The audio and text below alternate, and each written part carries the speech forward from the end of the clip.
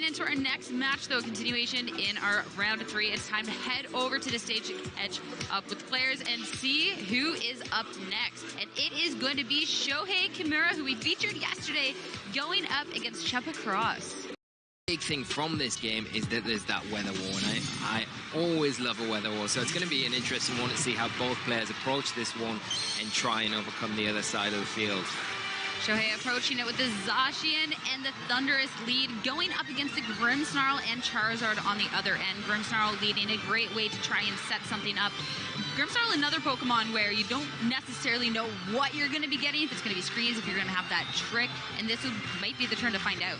Yeah, and you know, the one Pokemon that you generally don't want sitting in front of your Charizard is a Thunderous, and the Incarnate version that has access to that Defiant ability. You've got to be careful around when you bring something like Incineroar onto the field, which is, you know, it will activate that ability. It'll give it a +1 and its attack stat make it even stronger. But the Grimmsnarl, like you mentioned, it's in a nice position to support the Charizard here for Chuppa, throwing a potentially light screen and allowing the Charizard a little bit more room to get off the attacks, G-Max Wildfire and Airstreams and other things like that. Well, that Thunderous, which could have had that pressure, instead going to be swapping out and bringing the Kyogre in, going to effectively win the war at this point, since Shohei was the only one to show up with the weather at this stage of condition, setting that rain to make sure that this Charizard, if going for one of those G-Max Wildfires, won't be able to deal as much damage. But considering that it is a Pokemon with a couple of different ways to be utilizing this Gigantamax that Chuppa is going for, could be the Max Airstream instead to start winning the Speed War.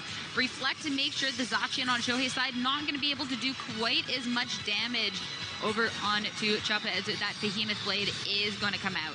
Yeah, it'll probably be enough, depending on the item here, to pick up the knockout here on Grimmsnarl. Like you see, it does go down, but I think Grimmsnarl, for the most part, has probably done its job. You know, you look at the big threats for Charizard on Shohei's team, you're looking at the Thunderous, which is physical, and it pretty much stops there as long as you can keep control of the weather with your Groudon. Obviously, currently the rain is up, which is a great play from Shohei to reduce the damage there to allow the Zacian to survive. Yeah, it does take still a lot of damage, though, and now that G-Max Wildfire, that damage is going to be set up. So at least a way to make sure that over time, Shohei's Pokemon are going to get shipped further down. And with the Grimmsnarl going down, now have that free swap to maybe bring the weather to do a bit more damage. Yeah, it's a perfect opportunity for that Groudon to hit the field and really implement that pressure even more, making it difficult, kind of pinning Shohei to remove the Kyogre right now. He does have the option, of course, to Dynamax here and go for a Max Geyser, and that would obviously change the weather in his favor again, but at the same time you're going to have to probably take an attack from the Charizard first, so it's a difficult situation. Your Zacian is threatened from the Charizard, of course, and the Kyogre not in a really favorable position as well, so I feel here Shohei might have to do some adjusting with the Kyogre. Maybe if you've got that Incineroar on the back, it's a great time to bring it in, but at the same time of doing that, you're kind of putting yourself in harm's way, potentially a precipice Blades from the Groudon. Well, it will be the Dynamax to come out to try and pressure back in retaliation, so making sure to respect that, okay, this Kyogre is not going to be taking the greatest of hits from a Chuppa's Pokemon, especially this Charizard, so I'm going to make sure I can get the most HP possible and get the most damage possible, and manually setting the weather can work just as well. Play rough from Zacian to hit into the Groudon, bringing it just over half, but the Max Airstream now going to hit in return. This is going to ensure it did outspeed the turn anyways, but it will make sure that it can have the speed advantage overall in following turns. Yeah, it's going to be interesting to see here if the Kyogre has enough to take down this Groudon in the Sun. You presume with these sort of kind of concepts, the team builds here, the Sun team, they normally have something like the Assault Vest, but we're seeing a surprise attack here, not changing the weather, going from Max Strike and utilizing the kind of secondary effect here to get that speed drop to reset the speed boost from that Airstream that the Charizard threw off into the Kyogre. Really interesting because, yes, being able to go back and make sure, okay, I'm not going to let my opponent get too much speed control, obviously fantastic, but all of a sudden that is not doing the greatest of damage, and you're setting your Dynamax Pokemon up for that. and it's already taken so much damage in retaliation. We got to see that the Charizard did outspeed it last turn anyways. Charizard can just go ahead and go for another Airstream, which is doing a lot more damage than the Max Strike did. Yeah, and you've got to think as well, if the Charizard goes for that Max Airstream this turn, it probably looks like it's going to be very close to putting that Kyogre in range for the residual damage from that G-Max Wildfire to potentially pick up the knockout. Yeah, and you know, with the sun still up, you can't really utilize that Max Geyser that you wanted to really the full effect, obviously, onto something like the Groudon. It's so low health here, it is going to be susceptible to the fake out. But the Charizard sitting in a pretty comfortable position for Chuppa, and I feel like Shohei is on the kind of a little bit of the back foot at the moment. Yeah, especially since this Max Airstream will fire off again, dealing a lot of damage into the first who swapped in Incineroar. And here it is. It will be the speed boost yet again. And that will allow this Groudon to go for this Precipice Blades. The Incineroar is gone, but the Kyogre will stick around to have another opportunity to fire something off. Yet again, going with that speed denial in this Max Strike, it will pick up the KO this time. Yeah, and that's the Groudon gone, and it does make it a little bit more tricky for Chuppa to deal with, you know, the remaining Pokemon in the Thundurus in the back that Shohei's got, but it's going to be 2-on-1 situation, really, once this Kyogre does go down. It does have another turn of its Dynamax left, so it does have the ability to kind of set that weather now the Groudon's left the field for Chuppa. But with something like Zacian coming onto the field now for Chuppa, he's in a very strong position to try and close this one out. So everything here for Shohei to do. Yeah, the Dynamax has at least gone to a bit of a window of opportunity, but so much damage has already been done, and this Kyogre is barely holding on. So a little bit of a tricky situation, especially with how fast Zacian just is anyways, and since it just got to be swapped in now, it doesn't have that speed drop like the Charizard, I mean, I guess did. Charizard is just a neutral, but here it is, Behemoth Blade. Going to act first, and this will surely be enough to just pick up this KO. I mean, this is barely holding on at that point, and now Shohei down to his final Pokemon.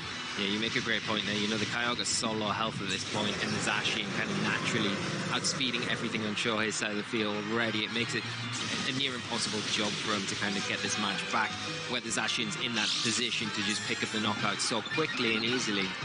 At least this is going to be some great information to take into the next game. The Wild Charge into the Charizard wasn't enough to pick up the KO, but it does show that there is that weakness policy in retaliation. So something that you can take into this game too and play around. But it's still a tricky situation because you have that information. You only rocked the weakness policy right at the end. But look at the damage Charizard still did when the item wasn't even activated. Yeah, that's the whole thing. If you lead with the Charizard, you could potentially have something like the Groudon or even the Gastrodon in the back, and it really makes it very hesitant for Kyogre players to freely launch out those big water type attacks, because if you do Dynamax and you do strike a Max Geyser, then the Gastrodon hits the field. It's kind of null and void that turn, so you don't really want to waste those turns, and you've got to really try and figure out the 4 Pokemon that your opponent's brought before you're able to freely use the Kyogre, so it is a very difficult matchup. It is, and heading into this second game, as Shohei looks to try and tie this up and bring it to a Game 3, it will be that double restricted lead, that Kyogre and Zacian, a lot of damage potential out on the field, and the rain on your side, going against the Charizard and the Grimmsnarl, the same lead coming out from Chuppa. Yeah, and I mean, it worked for him so well in Game 1, it's why he changed things up here. I do like the Kyogre here for Shohei. It's in its more favorable condition with the rain up, of course, and it's a turn sooner this time around, and you've got the pressure there from the Zacian to take down the Grimmsnarl nice and easy, and the Charizard's not really threatening anything too much here. Obviously the Zacian's going to take a lot of damage still in the rain, but you've always got the threat of this play here with the Groudon coming in to override that rain. Yeah, starting with the Kyogre as your lead, you have that immediate pressure, so you would think, but the Groudon then coming in to reset the weather means that you're going to have the final say at this stage of what the weather is going to be, and that sun is going to perfectly enable this Gigantamax Charizard coming out. Yeah, and now you've got, if you go for the Zacian, that's great, but then if Shohei goes for the Dynamax with the Kyogre here, he can put himself in a bit more of a better situation. You are losing your Zacian by doing this, but you can then Dynamax. We aren't seeing it, so it is just going to be a bold state as we see it with this Gigantamax Charizard taking the Behemoth Blade pretty comfortably. Yeah, it does at least bring it down under half, though. A good chunk of damage so Shohei can try and finish it off in following turns, but a lot more damage done in return. Look at that G-Max Wildfire. No chance that the Zacian's going to be surviving that in the sun here. You're going to use Restricted out of the way. Water Spout is going to be enough damage in the sun, though, with a critical hit to make sure that only one turn of Gigantamax is going off on Chuppa's side. Yeah, I don't know if the critical hit mattered there. Maybe, you know, the Kyogre hadn't really taken any damage, so it was a full power. But it was in the sun, so you think maybe because you are Gigantamax, you may be able to kind of hold on just one more turn. So a big turn there for Shohei to get rid of that big threat. And, you know, Chuppa's not really been able to get much more than a G-Max Wildfire out of that turn. And it gives Rillaboom, that's just ended the field for Shohei, a lot more freedom now to operate where it doesn't have to worry about that threat of the Charizard like it previously would.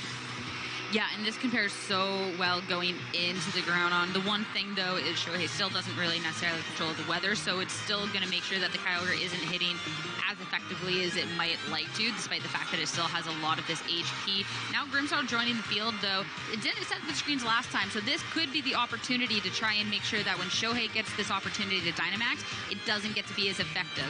Yeah, and I think that the one thing, if you are Shohei, you could easily switch out your Kyogre here. Maybe if you had an answer for maybe the Charizard in the back, it would be instinctively that Thundurus. So it's a good switch here, get your Thundurus in, and then you can try and get the Kyogre back onto the field and try and set your weather back up and then utilize that Dynamax. Nice swap coming out. The Zacian's going to take the fake out as Grimmsnarl gets set up. Another Water Spout, though, and there we get to see just how little it is doing to these Pokemon in the sun, even with the critical hit on the Grimm. Yeah, it's the sun really punishing this Kyogre here. And, you know, Shohei is being very patient for when he does want to go for that Dynamax. And maybe the Kyogre isn't the thing that he's thinking about going for the Dynamax with, because he does need to try and get through these residual turns that are chipping away at his team.